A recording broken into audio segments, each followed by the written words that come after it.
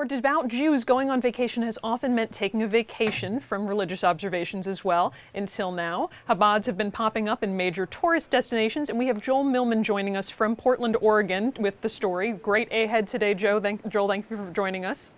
Thanks, Kelly. Glad to be here. So now this seems like a really interesting story. Can you describe for us, for people who might not know, what exactly a Chabad is and what their purpose is? Well, Chabad are the outposts or reaching points for a movement of Hasidic Jews called the Lubavitcher movement, which goes back to Europe several hundred years ago.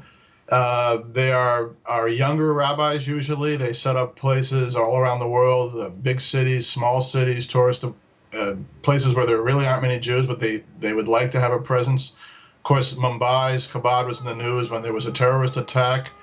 There are not any really firm rules on where you have one or why, but there is a feeling within the movement that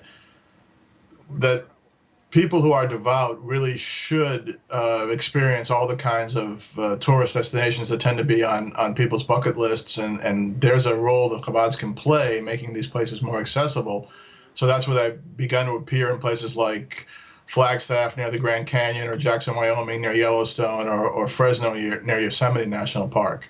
That's pretty interesting. And now you say that, I love the detail in the story where they talk about the rabbis getting requests for bison meat and for some of the other travel accommodations that they might have. Can you talk a little bit about what their role is in terms of encouraging travelers to come out and some of the things that they might do? And we are, of course, seeing, while we're talking, some of the video that you've shot actually being out there in the parks with these rabbis. Well, they stress that they're not a travel service. They don't want to be known as a place to help devout Jews travel. They really want to bring Jewish enrichment to all people, including the Jews of the location. I mean, Jackson has 500 Jews, and that's the largest community in Wyoming. It used to be served by an itinerant Chabad rabbi, as many places still are in the summertime especially, and then they decided there were enough people there to justify a full-time Chabad house.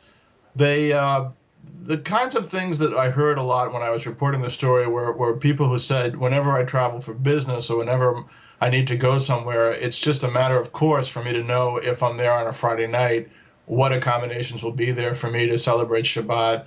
If I'm with my family, there might be a need for a ritual mikveh bath or things like that families have. The Eruv is a space that Jews can do labor, is the term, over a holiday period, and that labor can be something as simple as pushing a baby in a stroller. So they need to know if there's an Eruv near where they're staying, so they're free to walk about and carry a child or push a stroller. These are the kinds of things that religious people will feel they have to know ahead of time whether they can go to a place, because these questions can be answered by an authority there. And if they can't, they just don't go. Or they just don't go during holy periods. So this is something Chabad is there to help them with, just to make life accessible in all its forms for all peoples, whether they're deeply religious or not. I know you mentioned the holy periods. We did have some of the holidays recently, and we have an interesting clip that you shot of one of the rabbis blowing the ram's horn or the shofar. We're going to show that now. Anyone ever hear one of these before? No? Okay.